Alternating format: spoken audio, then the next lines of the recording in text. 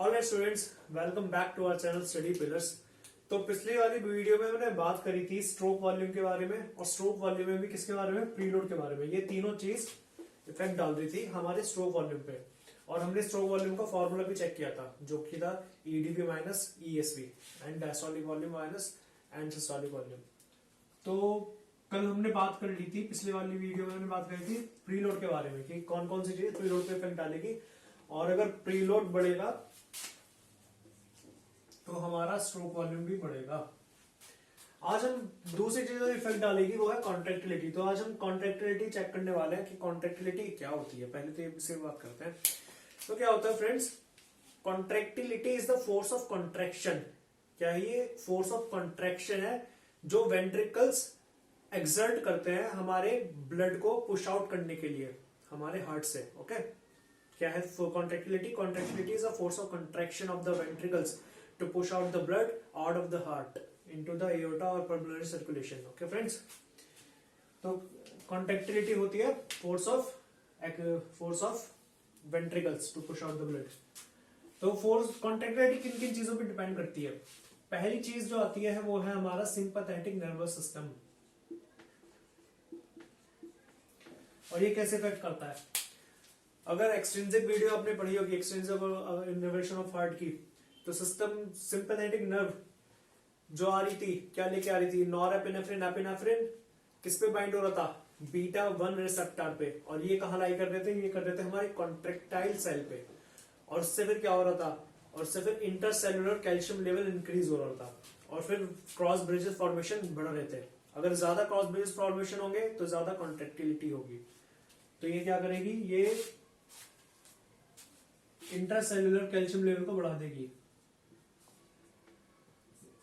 जो कि हमारी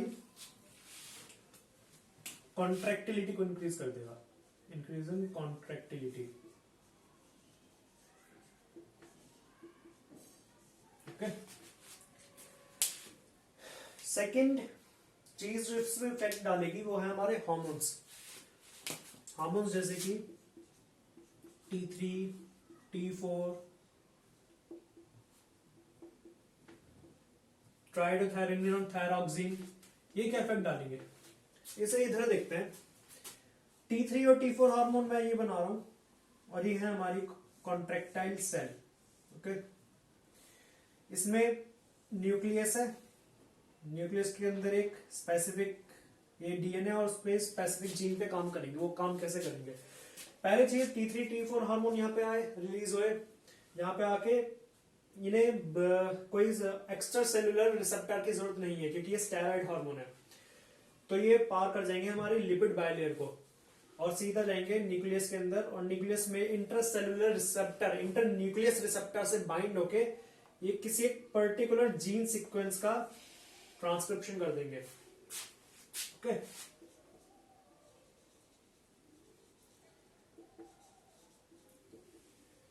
जिसकी वजह से क्या होगा? वो जीन सीक्वेंस का ट्रांसक्रिप्शन होने की वजह से हमारे इंट्रासेल्युलर प्रोटीन्स सिंथेसाइज होने शुरू हो जाएंगे, और उनमें से ही एक प्रोटीन होगा हमारा बीटा 1 एड्रेनर्जिक रिसेप्टर, जो कि हमारे एंडोप्लाज्मिक रेटिकुलम में पैक होने के बाद सीधा जाएगा हमारे मेम्ब्रेन पर, और यह माउंट हो जाएगा।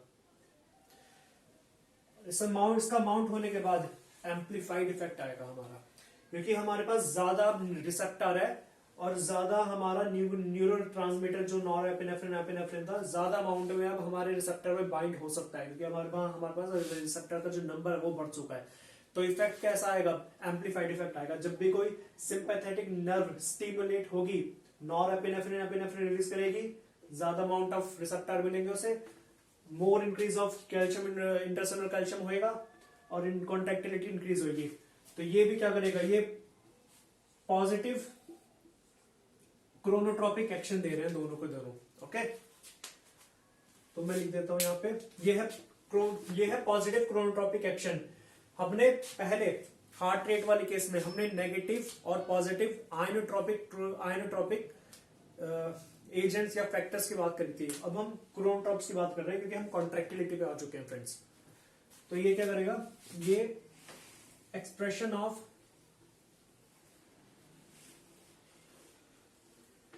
Beta 1 adrenergic receptor,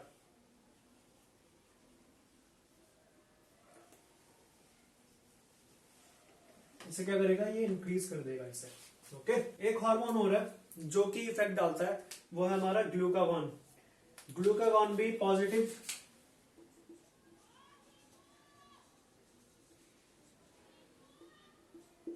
chronotropic effect डालेगा। अब सर्टेन ड्रग्स लेते हैं, कोई कोई जो ड्रग्स होते हैं वो भी इफेक्ट डालते हैं हमारी कॉन्ट्रैक्टिलिटी पे, जैसे देखते हैं। नेक्स्ट बात करते हैं ड्रग्स की। ये तो हार्मोन्स में ही आ गया। ड्रग्स जैसे डिजिटॉक्सिन, डोब्यूटामाइन, एट्रोपिन,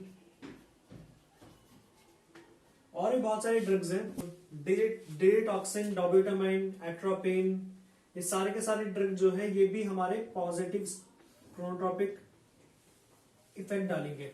और भी बहुत सारे ड्रग है। अब कुछ ड्रग्स लेते हैं जो नेगेटिव इफेक्ट डालेंगे, वो यहां पे आके लिखता हूं मैं।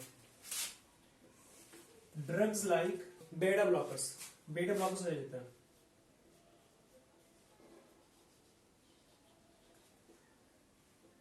ये अभी मैं इतना डीप में नहीं जाऊंगा। हम बेटा ब्लॉकर्स और ये सारे ड्रग्स के बारे में फार्माकोलॉजी के सेक्शन में हम डीप में पढ़ने वाले हैं इन सब के बारे में। तो मैं नॉर्मली बता देता हूं कि ये बेटा रिसेप्टर को ब्लॉक कर देते हैं। अगर बेटा रिसेप्टर ब्लॉक हो गए तो हमारा सिंपैथेटिक नर्व्स में से जो नॉरएपिनेफ्रिन एपिनेफ्रिन आ रहा था वो बेटा रिसेप्टर बाइंड नहीं कर पाएगा। बाइंड नहीं कर पाएगा तो हमारा इंट्रासेल्युलर कैल्शियम का लेवल इंक्रीज नहीं होगा और उस वजह से हमारी कॉन्ट्रैक्टिलिटी इंक्रीज नहीं होगी। तो क्या होगा, ये इनहिबिशन का इफेक्ट डालेगा सारा का सारा। तो बेटा ब्लॉकर्स हो गए जैसे कि मेटोप्रोलॉल,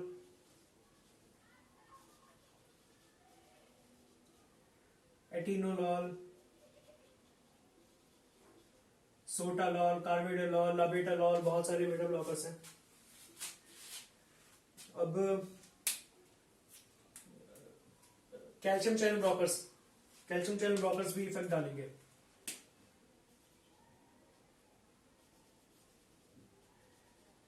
जैसे वेरापामिल, नेफिडेपिन, दिल्टिएज़म, ओके, ये सारे के सारे ये क्या कर रहे हैं, ये नेगेटिव क्रोनोट्रॉपिक इफेक्ट डालेंगे।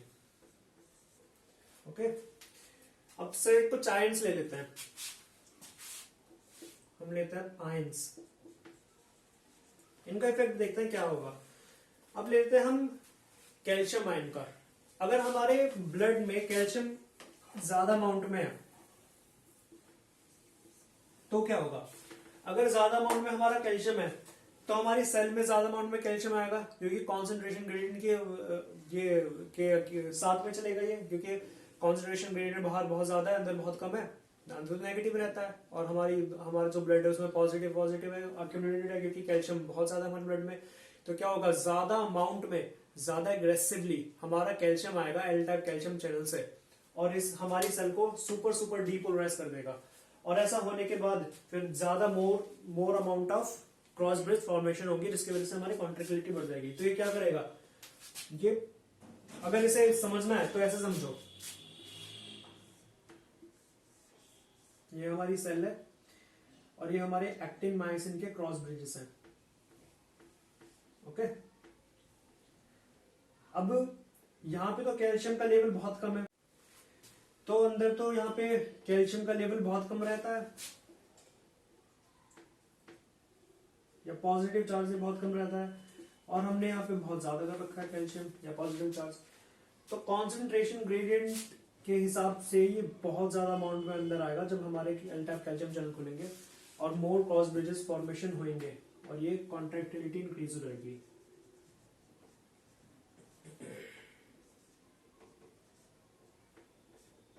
ओके, तो भी हमारा पॉजिटिव क्रोनोट्रॉपिक इफेक्ट डालेगा। अब उल्टा कर देते हैं, कैल्शियम यहां कम है, हमारी सेल में ज्यादा है, या फिर हमारी सेल में नॉर्मली कैल्शियम है, ठीक है, जितना भी होता है, लेकिन यहां कम है। अगर कॉन्सेंट्रेशन ग्रेडियंट के हम हिसाब से चले तो कैल्शियम तो कम है, तो कम अमाउंट में कैल्शियम अंदर आएगा। तो सेम ये नेगेटिव क्रोनोट्रॉपिक इफेक्ट डालेगा। ओके, अगर हमारा ब्लड में कैल्शियम लेवल कम है तो ये नेगेटिव क्रोनोट्रॉपिक इफेक्ट डालेगा। पोटेशियम की बात करते हैं। अगर हमारा ब्लड में पोटेशियम बहुत ज्यादा है, मैंने ये पहली वाली वीडियो में बताया था, इस सिग्निफिकेंट अमाउंट में ये क्रोनोट्रॉपिक इफेक्ट को डिक्रीज कर देगा। हमारा हार्ट ब्लॉक होने के कंडीशन होता है, तो ये बहुत ही ज्यादा खतरनाक होता है। ये अगर हमारे ब्लड में, अगर हमारी बॉडी में हाइपरकैलेमिया है तो ये significant amount of negative effect डालेगा। सिमिलरली सोडियम जो है वो अगर हमारी इंक्रीज्ड है, ये भी नेगेटिव इफेक्ट डालेगा। या फिर हमें एसिडोसिस हो रखा है, अगर प्रोटॉन का लेवल बहुत इंक्रीज है हमारे ब्लड में, एसिडोसिस है हमें, तो ये भी नेगेटिव क्रोनोट्रॉपिक इफेक्ट डालेगा। कॉन्ट्रैक्टिलिटी इंक्रीज हुई मतलब क्या, फोर्स ऑफ कंट्रैक्शन इंक्रीज हुआ तो हमारा स्ट्रोक वॉल्यूम भी इंक्रीज हो जाएगा। ओके स्टूडेंट्स, तो ये सारे के सारे इफेक्ट थे, ये सारे के सारे फैक्टर्स थे जो इफेक्ट कर रहे थे हमारी कॉन्ट्रैक्टिलिटी पे। ओके, तो और स्टूडेंट्स ये था सारा कॉन्ट्रैक्टिलिटी के बारे में। हम नेक्स्ट वीडियो में पढ़ने वाले हैं आफ्टर लोड के बारे में, कि आफ्टर लोड है क्या, कैसे इफेक्ट डालता है स्ट्रोक वॉल्यूम पे, और इसमें कौन कौन से फैक्टर्स आते हैं जो इसे इफेक्ट करते हैं। तो गाइस, अगर ये वीडियो आपको पसंद आई है तो प्लीज लाइक करो, अगर आप चैनल पे नए हो तो सब्सक्राइब करो, और अगर कोई क्वेरीज हो तो नीचे कमेंट सेक्शन में कमेंट करो। मिलते हैं नेक्स्ट वीडियो में। Thank you guys.